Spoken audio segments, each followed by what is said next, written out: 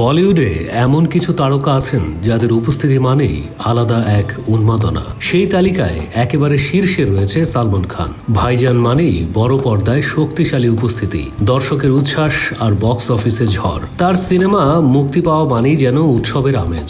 আর এবার সেই উৎসবের আবহ আরও জমে উঠতে চলেছে সালমান খানের জন্মদিনকে ঘিরে। সদ্য শেষ হয়েছে তার নতুন সিনেমা ব্যাটল অফ গালওয়ানের শুটিং, কিন্তু কাজ শেষ হতেই বিশ্রামের বদলে সালমানকে ঘিরে শুরু হয়েছে নতুন আলোচনা। সামাজিক যোগাযোগ মাধ্যমে ছড়িয়ে পড়েছে জোর গুঞ্জন তার বহুল প্রতীক্ষিত সিনেমা কিক 2 এর আনুষ্ঠানিক ঘোষণা নাকি আসতে চলেছে ঠিক তার জন্মদিনেই। যদিও এখন পর্যন্ত সিনেমাটির টিমের পক্ষ থেকে কোনো আনুষ্ঠানিক ঘোষণা করা হয়নি, তবুও বলিউড অন্দরমহলে এই খবর ঘিরে উত্তেজনা দিন দিন বাড়ছে। 2014 সালে মুক্তিপ্রাপ্ত কিক সিনেমায় সালমান খান দর্শকদের সামনে হাজির হয়েছিলেন একেবারে ভিন্ন রূপে। স্টাইল, অ্যাকশন আর অভিনয়ের মেল বন্ধনে সেই সিনেমা হয়ে উঠেছিল সুপারহিট। সালমানের বিপরীতে অভিনয় করেছিলেন জ্যাকলিন ফার্নান্দেজ। সিনেমাটির সাফল্যের পর থেকেই দর্শকদের মনে একটাই প্রশ্ন ঘুরপাক খাচ্ছিল, কবে আসবে কিক 2?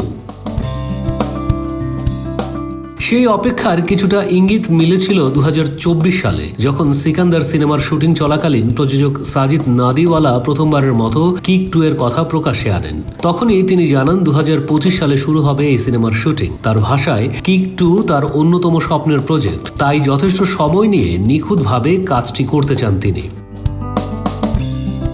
আর ঠিক এই সময়ে ভাইজানের জন্মদিনকে কেন্দ্র করে নতুন করে আলোচনা এসেছে সিনেমাটির ঘোষণা। আগামী 27 ডিসেম্বর সালমান খানের জন্মদিনে কি অফিসিয়ালি ঘোষণা হবে কিক 2 এর? এই প্রশ্ন ঘিরেই এখন তোলপাড় ভক্তমহল। এদিকে সিনেমার নায়িকা নির্বাচন নিয়েও চলছে জোর চর্চা। শোনা যাচ্ছে এবারের সিকুয়েলে আর দেখা যাবে না জ্যাকলিন ফার্নান্দেজকে। তার পরিবর্তে সালমানের বিপরীতে দেখা যেতে পারে বলিউডের জনপ্রিয় অভিনেত্রী কৃতি শ্যাননকে। যদি সবকিছু পরিকল্পনা মাফিক এগোয়, তাহলে এই সিনেমার মাধ্যমে প্রথমবারের মতো বড় পর্দায় একসঙ্গে দেখা যাবে সালমান ও কৃতিকে। কিক 2 যেন আগামীর সবচেয়ে আলোচিত সিনেমাগুলোর একটি হতে চলেছে। এখন শুধু অপেক্ষা, সালমান খানের জন্মদিনে সত্যি কি ভক্তদের জন্য আসছে সেই বহুল প্রতীক্ষিত সিনেমা?